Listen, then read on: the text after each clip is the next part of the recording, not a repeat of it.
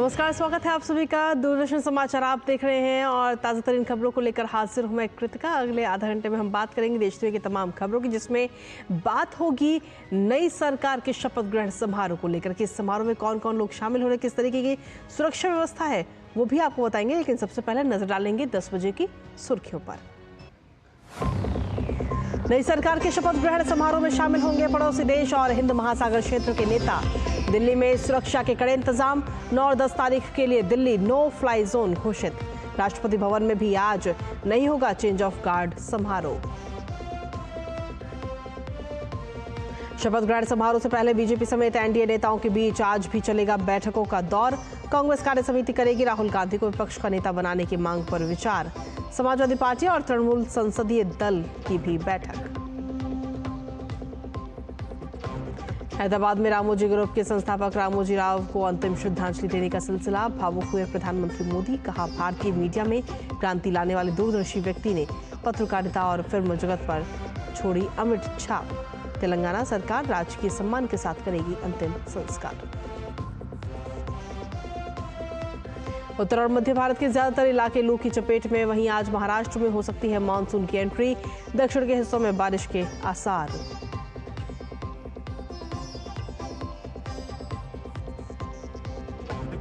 दिल्ली के नरेला स्थित food factory में आग लगने से 3 लोगों की मौत, 6 लोग घायल। पाइपलाइन में गैस रिसने के कारण फैली आग के बाद हुआ विस्फोट।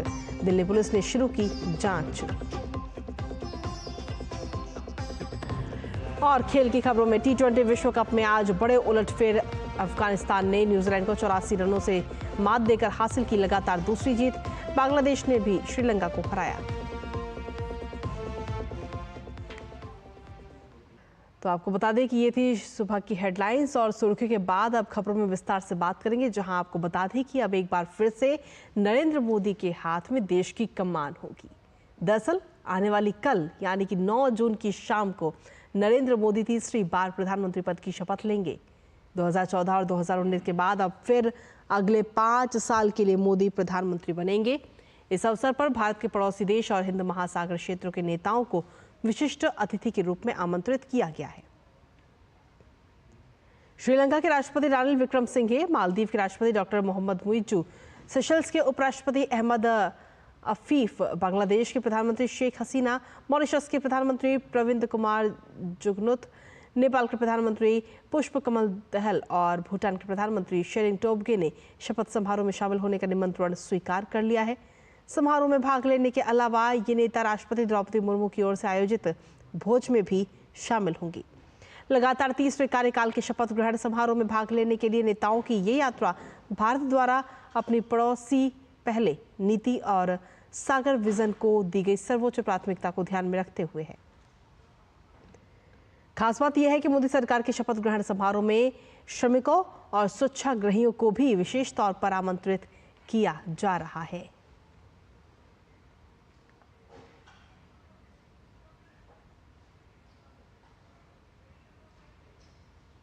और नई सरकार शपथ ग्रहण समारोह में दिल्ली में देश और विदेश से आने वाले तमाम वीवीआईपी मेहमान इकट्ठा होंगे और इसके लिए सुरक्षा व्यवस्था के कड़े इंतजाम किए जा रहे हैं। दिल्ली पुलिस ने 9 और 10 जून के लिए दिल्ली को नो फ्लाई जोन घोषित किया है और निषेधाज्ञा लागू की गई है। इन 2 दिनों में paraglider, paramotors, hang glider, UAVs, UASs, साइक्लोलाइट विमान और जैसे पारंपरिक हवाई प्लेटफॉर्मों की उड़ान पर प्रतिबंध रहेगा। इसके साथ ही बहुस्तरीय सुरक्षा व्यवस्था भी की जा रही है। राष्ट्रपति भवन की सुरक्षा के लिए अर्धसैनिक बल, एनएसजी, कमांडो, ड्रोन और स्नाइपर को तैनात किया जाएगा। तमाम बड़े होटलों को की भी सुरक्षा घेरे में लिया गया है। और वहीं राष्ट्रपति भवन में आज चेंज ऑफ गार्ड समारोह नहीं होगा। 15 और 22 जून को भी ये समारोह नहीं होगा। राष्ट्रपति भवन के प्रांगण में प्रधानमंत्री और मंत्रिपरिषद के शपथ ग्रहण समारोह की तैयारियों और राष्ट्रपति द्वारा संसद के दोनों सदनों को संबोधित करने के कारण ये फैसला लिया गया है। राष्ट्रपति भवन की तरफ से जारी विज्ञप्ति में ये जानकारी दी गई है। दरअसल राष्ट्रपति भवन में प्रत्येक शनिवार को रस्मी गार्डों की अदला बदली का समारोह आयोजित किया जाता है। चेंज ऑफ गार्ड एक पुरानी सैन्य परंपरा है जिसमें राष्ट्रपति भवन के गार्ड समय समय पर बदले जाते हैं। और वहीं राष्ट्रपति द्रौपदी मुर्मू के आधिकारिक सोशल मीडिया प्लेटफॉर्म एक्स से प्रधानमंत्री नरेंद्र मोदी को तीसरी बार देश के प्रधानमंत्री के तौर पर नियुक्त किए जाने की तस्वीर साझा की है। इस मौके पर राष्ट्रपति ने प्रधानमंत्री को दही चीनी खिलाकर उन्हें उनकी नई पारी के लिए शुभकामनाएं दी हैं। 2024 का लोकसभा चुनाव जीतने पर पीएम मोदी को इलेक्ट्रिक व्हीकल कंपनी टेस्ला और स्पेस एक्स के सीईओ एलन मस्क ने बधाई दी है। उन्होंने सोशल मीडिया प्लेटफॉर्म एक्स के जरिए एक पोस्ट किया जिसमें एलन मस्क ने लिखा कि विश्व के सबसे बड़े लोकतांत्रिक चुनाव में पीएम नरेंद्र मोदी की जीत पर बधाई। मैं आशा करता हूं कि मेरी कंपनियां भारत में रोमांचक काम करेंगी।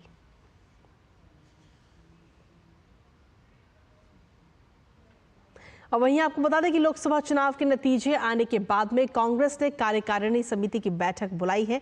आज सुबह 11 बजे ये बैठक अध्यक्ष मल्लिकार्जुन खड़गे के नेतृत्व में कांग्रेस मुख्यालय में होगी। कहा जा रहा है कि आज की इस बैठक में चुनावी नतीजों पर मंथन होगा। कांग्रेस को इस चुनाव में 99 सीट पर जीत हासिल हुई है, जो कि पिछले लोकसभा चुनाव के नतीजों से बेहतर है। इससे पहले इंडिया ब्लॉक के नेताओं की बैठक भी हो चुकी है। पार्टी के अंदर एक धड़े का मानना है कि राहुल गांधी को लोकसभा में पार्टी और विपक्ष के नेता का पद संभालना चाहिए। इस अहम विषय पर भी बैठक में चर्चा होगी।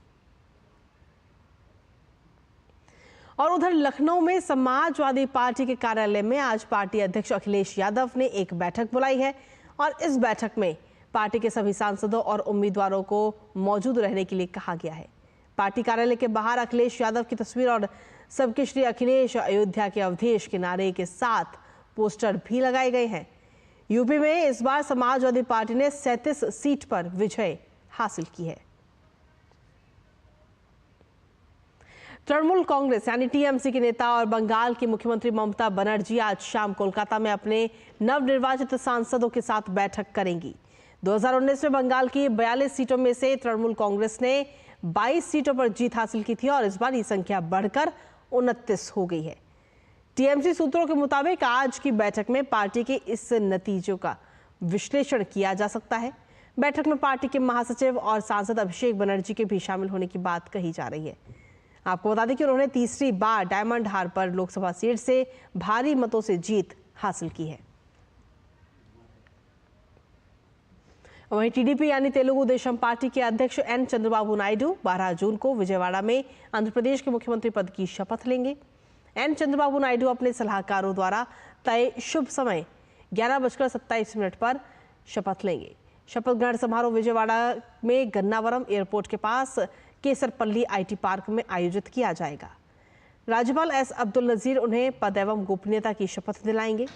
पीएम नरेंद्र मोदी, उनके मंत्रिमंडल के सहयोगी, विभिन्न राज्यों के मुख्यमंत्री, भाजपा और अन्य एनडीए सहयोगी दलों के नेता भी शपथ ग्रहण समारोह में शामिल होंगे। हालांकि अभी ये स्पष्ट नहीं है कि एन चंद्रबाबू नायडू के साथ कुछ मंत्री भी शपथ लेंगे या नहीं। 74 वर्षीय नायडू चौथी बार मुख्यमंत्री पद की शपथ लेने जा रहे हैं और ये दूसरी बार होगा जब वो आंध्र प्रदेश राज्य के मुख्यमंत्री के रूप में शपथ लेंगे। इससे पहले वो 1995 से 2004 के बीच संयुक्त आंध्र प्रदेश के मुख्यमंत्री रह चुके हैं और राज्य के विभाजन के बाद 2014 से 2019 तक भी वो मुख्यमंत्री रहे हैं। टीडीपी जनसेना बीजेपी गठबंधन ने 175 सदस्यीय विधानसभा में से 164 सीटें जीतकर शानदार जीत दर्ज की है।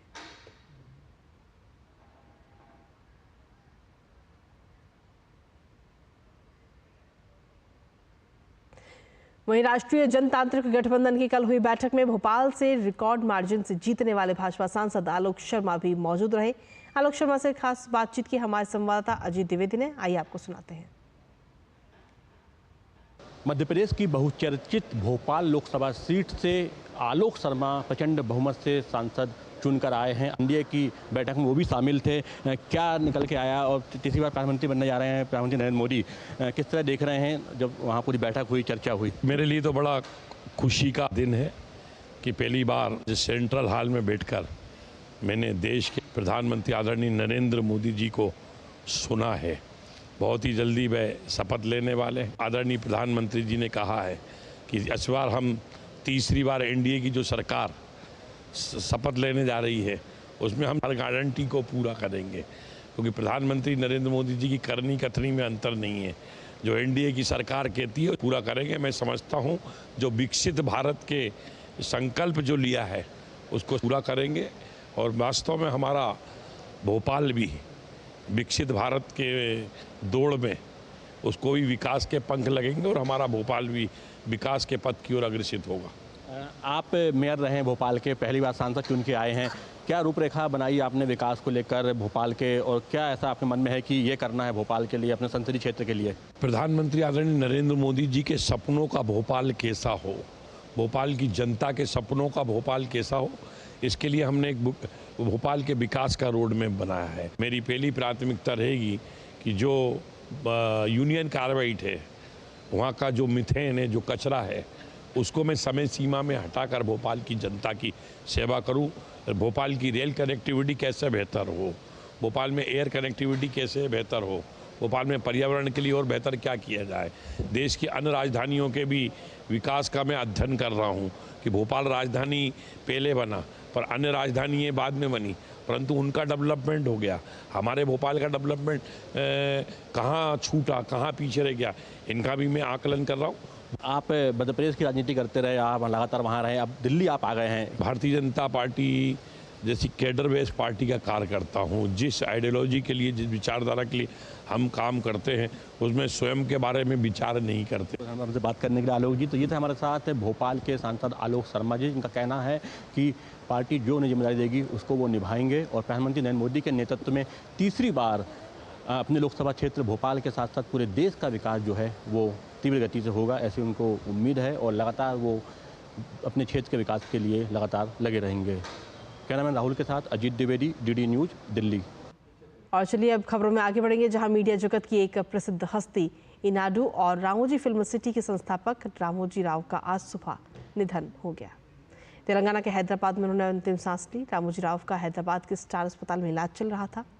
अब आज सुबह उन्होंने अंतिम सांस ली है। तेलंगाना सरकार ने राजकीय सम्मान के साथ अंतिम संस्कार की घोषणा की है। उधर टीडीपी प्रमुख चंद्रबाबू नायडू ने दिल्ली में रहते हुए रामोजी राव को श्रद्धांजलि दी। रामोजी राव को आइकॉनिक मीडिया बैरन और फिल्म मुगल कहा जाता था। एक मध्यम वर्गीय परिवार में जन्मे रामोजी राव ने बिजनेस और फिल्मों की दुनिया में खूब नाम कमाया है। उन्होंने रामोजी ग्रुप की नींव रखी, जिसमें दुनिया का सबसे बड़ा film studio Ramoji film city, ETV network और इनाडू तेलुगु अखबार भी आता है।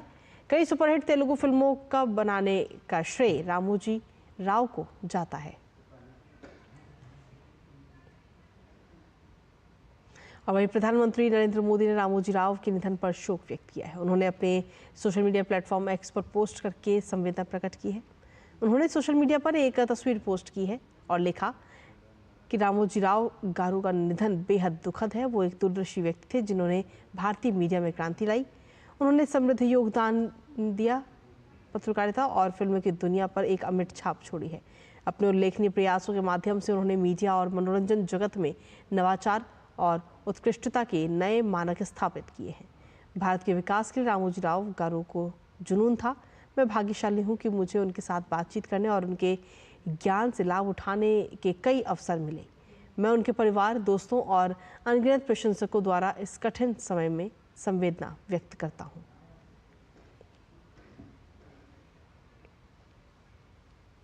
फिल्म निर्देशक एस राजामौली, संगीतकार एम किरवानी सहित कई हस्तियों ने हैदराबाद फिल्म सिटी में इनाडू और रामोजी फिल्म सिटी के संस्थापक रामोजी राव को अंतिम श्रद्धांजलि दी है।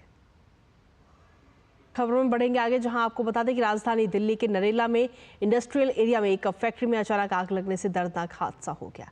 इस अग्निकांड में 3 लोगों की मौत हो गई और 6 लोग बुरी तरह से झुलस गए हैं। आनन फानन में घायल लोगों को अस्पताल में भर्ती कराया गया, जहां उनका इलाज चल रहा है। घटना की सूचना मिलते ही मौके पर पहुंची 14 दमकल की गाड़ियां आग बुझाने का प्रयास कर रही हैं। दमकल विभाग के मुताबिक आग लगने की सूचना तड़के करीब 3:38 पर मिली थी।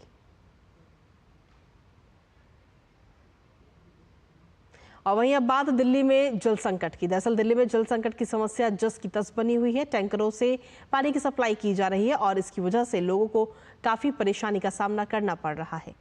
दिल्ली में पानी की जरूरत हरियाणा सरकार यमुना नदी से, उत्तर प्रदेश सरकार गंगा नदी से और पंजाब सरकार भाखरा नागल से मिले पानी से पूरी करती है। दिल्ली के पास अपना कोई जल स्रोत है नहीं और दिल्ली जल बोर्ड को हर दिन पानी की किल्लत के बीच दिल्ली वासियों को जल की आपूर्ति करनी पड़ रही है।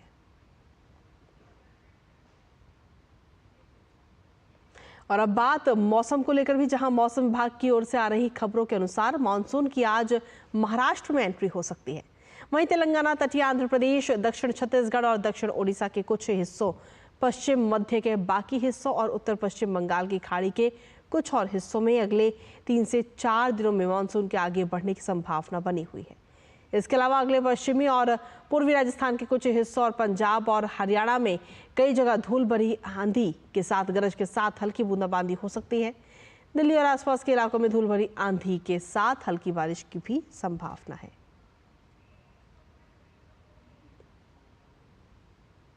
आईएमए के 154वें रेगुलर और 137वें टेक्निकल ग्रेजुएट की पासिंग आउट परेड आज देहरादून में भारतीय सैन्य अकादमी के कैडेट्स चेस्टवुड ड्रिल स्क्वायर में आयोजित की गई। भारतीय सैन्य अकादमी के 355 कैडेट्स आज शपथ लेकर भारतीय सेना में अफसर बनेंगे। साथ ही मित्र राष्ट्रों के 39 कैडेट्स भी आज पास आउट हुए। उत्तरी कमान के GOC lieutenant general MV Suchindra Kumar passing out parade में शामिल हुए, जबकि IMA commandant lieutenant general Sandeep Jain और deputy commandant major general Alok Naresh भी इस परेड में मौजूद हैं। 355 भारतीय कैडेट्स सेना के अलग अलग कोर से जुड़कर देश के हर कोने में सेवा देने के लिए जाएंगे। पासिंग आउट परेड कैडेटों के अनुशासन, समर्पण और दृढ़ संकल्प की यात्रा का प्रतीक है।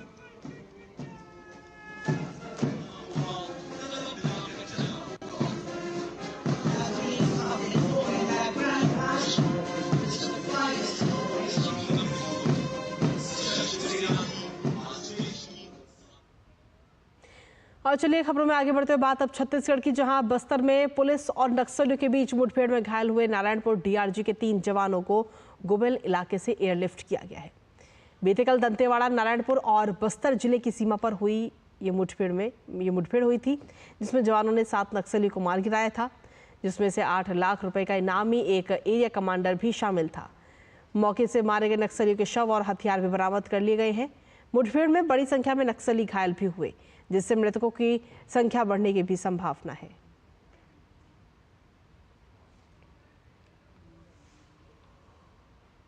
और आज विश्व महासागर दिवस मनाया जा रहा है। इसे मनाए जाने का मुख्य उद्देश्य महासागरों के महत्व और समुद्री संसाधनों के संरक्षण के बारे में लोगों को जागरूक करना है। दरअसल पिछले कई सालों से दुनिया भर में प्रदूषण की समस्या बढ़ी है, जिससे महासागर भी वंचित नहीं है। विश्व महासागर दिवस महासागरों के अंधाधुंध दोहन और संरक्षण के स्थायी समाधान को खोजने की दिशा में कदम उठाने के लिए प्रेरित करता है। वैश्विक स्तर पर महासागर दिवस मनाने की पहल पहली बार 1992 में कनाडा सरकार द्वारा ब्राजील के रियो डी जेनेरियो में आयोजित पृथ्वी शिखर सम्मेलन में प्रस्तावित की गई थी। इस प्रस्ताव को प्रतिनिधियों द्वारा काफी समर्थन और सराहना भी मिली थी। समुद्रों के संरक्षण को देखते हुए 8 जून को विश्व महासागर दिवस के रूप में मनाने के लिए एक आधिकारिक प्रस्ताव पारित किया गया, जिसके बाद से हर साल विश्व महासागर दिवस मनाया जाता है। और साथ ही आपको बता दें कि आज गंगा दशहरा भी मनाया जा रहा है और इस मौके पर देश भर की पवित्र नदियों में श्रद्धालु स्नान कर रहे हैं। प्रयागराज में भी आज गंगा दशहरा के इस पावन अवसर पर बड़ी संख्या में श्रद्धालुओं ने स्नान किया और पूजा अर्चना की है।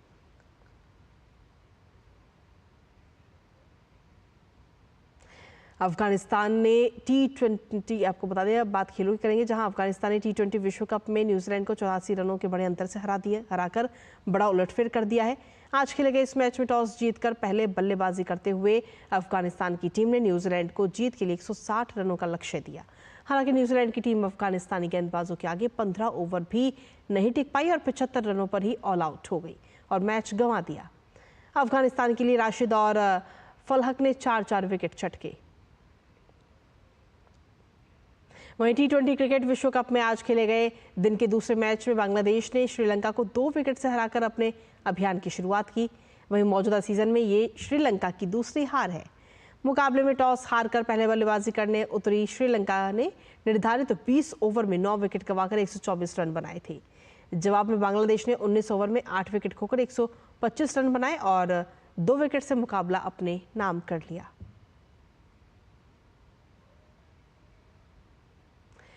वहीं T20 क्रिकेट विश्व कप में आज तीसरा मैच नीदरलैंड्स और दक्षिण अफ्रीका के बीच खेला जाएगा। भारतीय समय के अनुसार ये मुकाबला शाम 8 बजे शुरू होगा।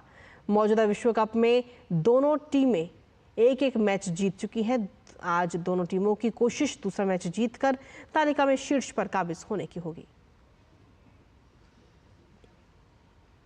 ग्रुप स्तर का एक एक मैच खेल चुकी ऑस्ट्रेलिया और इंग्लैंड की टीम आज अपने दूसरे मैच में मैदान पर उतरेंगी। T20 विश्व कप के पहले मैच में ऑस्ट्रेलिया ने जीत से अपने अभियान की शुरुआत की थी, तो वहीं इंग्लैंड और स्कॉटलैंड के बीच खेला गया मैच बेनतीजा रहा था। आज के मैच में इंग्लैंड की नज़र टूर्नामेंट में अपनी पहली जीत पर टिकी होंगी। वहीं भारतीय टेनिस स्टार सुमित नागल आज ATP 100 चैलेंजर टूर्नामेंट के सेमीफाइनल में कोर्ट पर उतरेंगे, जहां उनकी कोशिश जीत के साथ फाइनल में प्रवेश करने पर होगी। सेमीफाइनल मैच में नागल का सामना फ्रांस के लुका वेंस से होगा। इससे पहले खेले गए क्वार्टर फाइनल मैच में नागल ने रूस के इवान गखोव को सीधे सेटों में 6-1, 7-6 से हराकर सेमीफाइनल में प्रवेश किया।